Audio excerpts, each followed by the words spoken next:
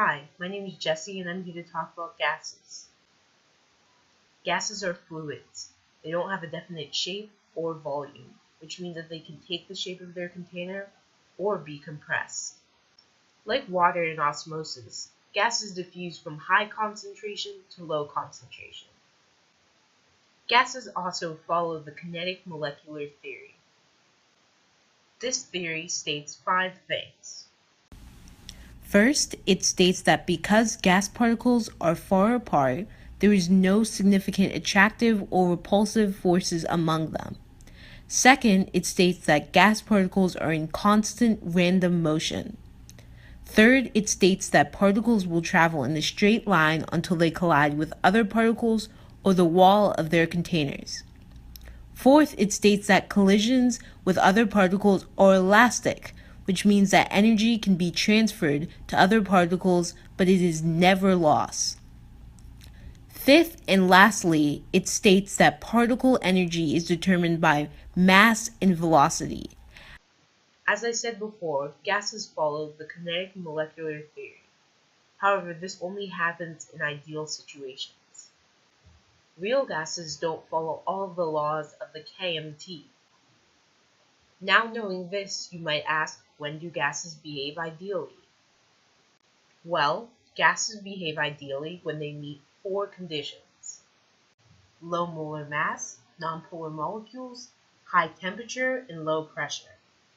Okay, now that I've given you all of the background information, let's get to the fun stuff. And I mean that totally sarcastically. Gases exert pressure on their surroundings. This pressure is a force exerted by gas particles on other gas particles in the walls of its container. Charles Dalton discovered 2 laws relating partial pressure. Number 1. The pressure of a mixture of gases is the sum of the individual pressures of each gas alone. Number 2. The partial pressure of each gas is equal to the mole fraction of each gas multiplied by the total pressure. Let's do a couple practice problems. Okay, so the question is, what is the partial pressure of oxygen gas in a mixture of oxygen and nitrogen if the total pressure is 567 millimeters of mercury and the partial pressure of nitrogen is 289 millimeters of mercury? We know by Dalton's law that total pressure equals the pressure of nitrogen plus the pressure of oxygen.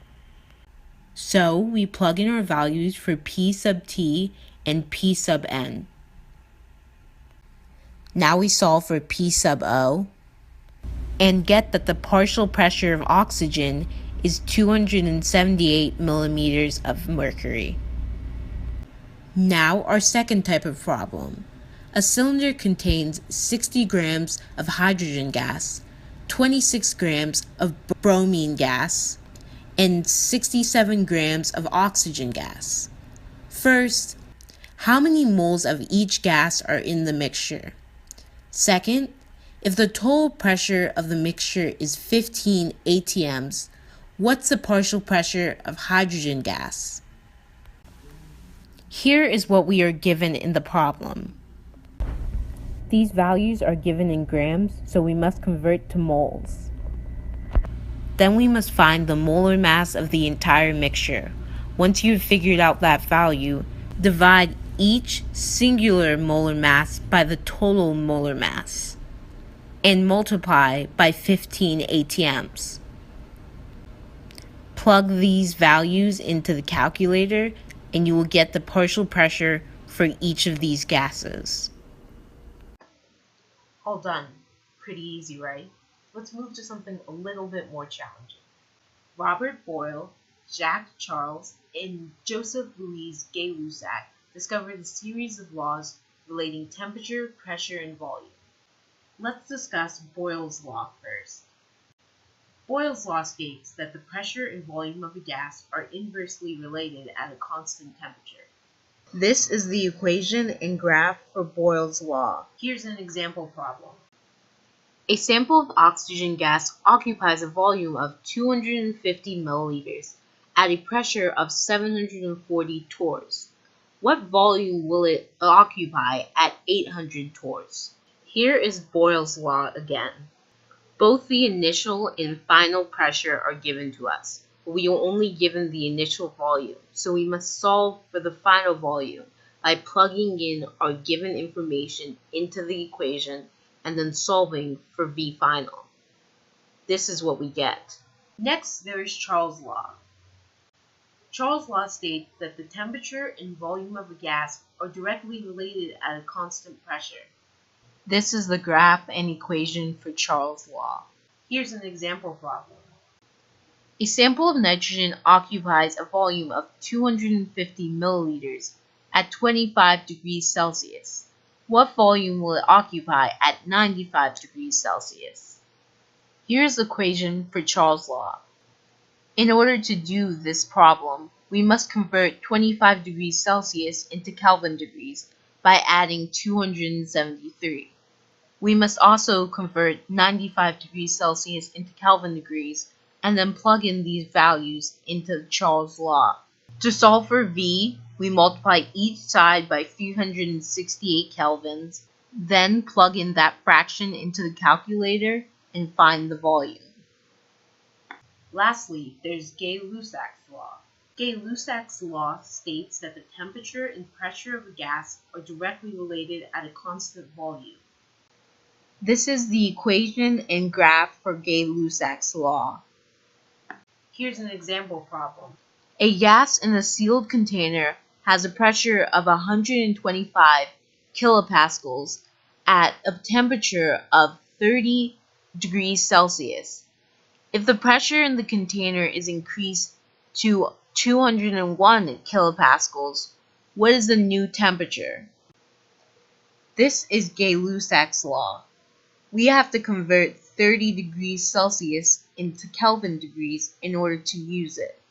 Then we plug in our given information into the equation. We then solve for T by dividing the left side of the equation by 201 kilopascals, then taking the reciprocal of that. All three of these equations are combined to form the combined gas law. Shocker. The final thing we will cover is the ideal gas law. At the beginning of this video, we discussed ideal gases. This equation allows you to calculate the pressure, volume, number of moles, or temperature of an ideal gas. R is a constant that we are always given. The value of this constant might change depending on what units you are using for pressure. We refer to this equation as Pivnert to make it easier to remember. Here's an example of how to use this equation. How many moles of a gas does it take to occupy 120 liters at a pressure of 2.3 atmospheres and a temperature of 340 Kelvin? Here's the equation for Pivnert.